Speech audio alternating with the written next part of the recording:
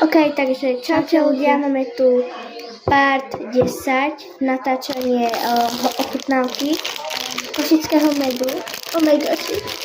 Viete, čo sme mali, ten košický med, ten rúžový alebo ten maličký? Toto je inší. Ale povedali nám, že tam nebude to ten kadaj vo vodičke. Takže je to také ako orechové. Hej, ale ideme z toho chutnať.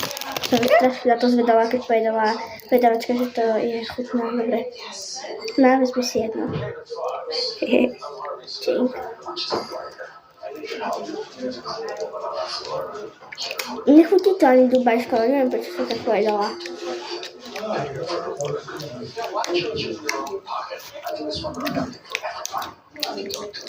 Také to je čudné. Ale však ako mäkké, keby vymeknuté. Hej. Nechápu prečo. Tie orechy. Nie je tam nič.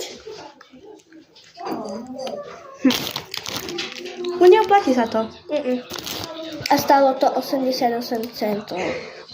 V reálnosti. Lebo boli akcie v jednoti. Ako nie je to zlé, ale je to príliš sladké. My? Ten rúžový bol lepší. No. O 100-krát. A neboli aspoň orechy. Aj ten maličký. V tom maličkom zase boli rozdelené orechy. A to tak tiež povedať tie orechy.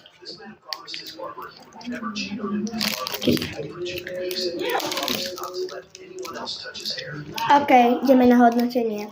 Dávam tomu 5 z 10, lebo tie 5 body si dávam za to, za tie orechy a za tú sladkosť. Je tak 4 z 10. Nie to až tak dobre, ale dá sa zjesť, no. Tie orechy nie sú dobré. Nechápem, prečo tam nedali maliny, alebo na čo iné. Lebo jahody, alebo oni. To keby iba orechy a plnka. No?